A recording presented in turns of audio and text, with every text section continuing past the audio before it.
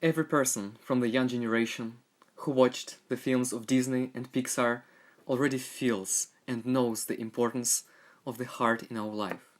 Our whole civilization is slowly, gradually shifting to the understanding how important our heart is for our whole life. Listen to your heart when it's calling for you. Or, for example, the beautiful movie Frozen.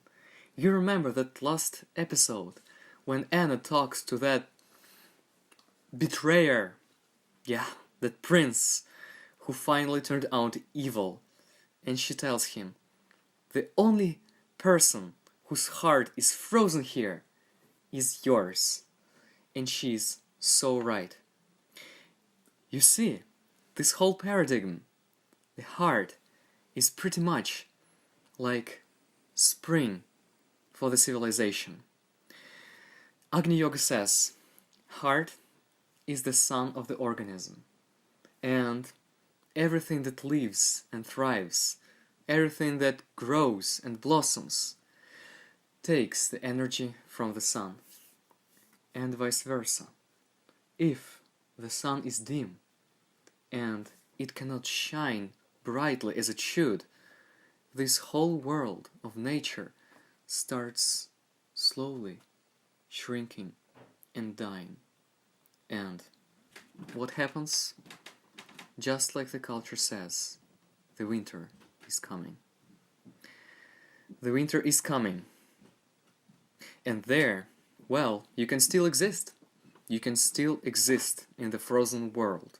Yes, you put on coat, and you can walk around and do the things, but how different it is walking in spring and living in icy hell, in the rain of darkness, in the rain of ego. This is the very reason why all of the wisest and kindest reforms get stuck on the point of implementing. Because every wise and kind reform is just like a small sprout that you are carrying to people. And if they have an icy hell inside of them, what can they tell you? They just look at this sprout and they tell you, well, you know what, young man? You are naive. And in their world, they are right. Because there is no way when a young sprout can live in that icy, snowy plain that their inner world is without the heart. We have enough of everything nowadays. Enough of knowledge, enough of resources, enough of manpower, enough of technologies. What we lack is the living heart. And the state of the civilization right now is the early spring.